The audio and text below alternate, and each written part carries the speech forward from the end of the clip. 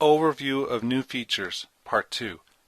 So continuing on with some of the FL interface engine type improvements in FL Studio 8, I want to talk about a couple more that are pretty awesome. First of all, we have some new options in our options for audio settings, and so over here in the mixer we can do the 44.1 sample rate, but it's the interpolation that's going to be different because we can now use more reliably 64-point sync in real time. You can try any of these different ones.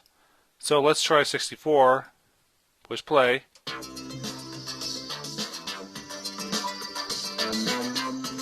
And it's playing just fine on my computer.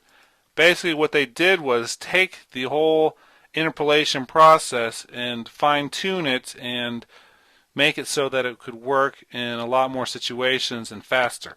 So it's a lot more efficient.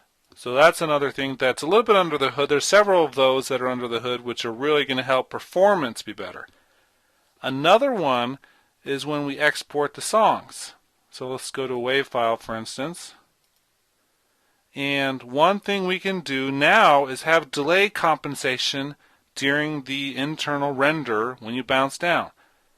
What this means is that not only when you play back but also when you mix it down, that any plugins that cause a little bit of latency or delay on a channel, those will all be time adjusted to make sure that everything is perfectly in sync and in time when it's bounced down for the final mix. This will improve the sound a lot when using third-party plugins that have a lot of latency or inside FL Studio when there's latency involved. So that's a big step as well. Most of the big software applications have this. Interestingly enough, Pro Tools LE, which is the more affordable version of Pro Tools with M-Boxes and 002s and 3s, etc., that version does not have delay compensation. And yet FL Studio, which is often considered kind of the red-headed stepchild of the family, it's really not anymore because it's so powerful.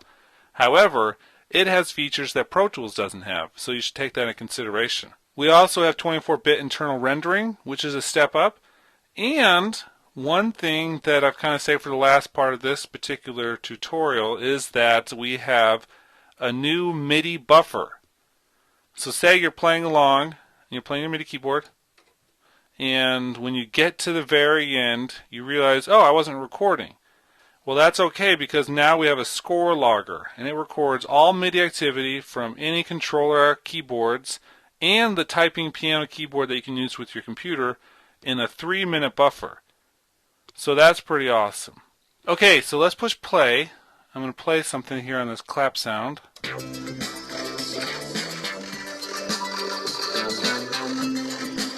It's going through a heavy delay so you can't hear it too well, but let's open Piano Roll.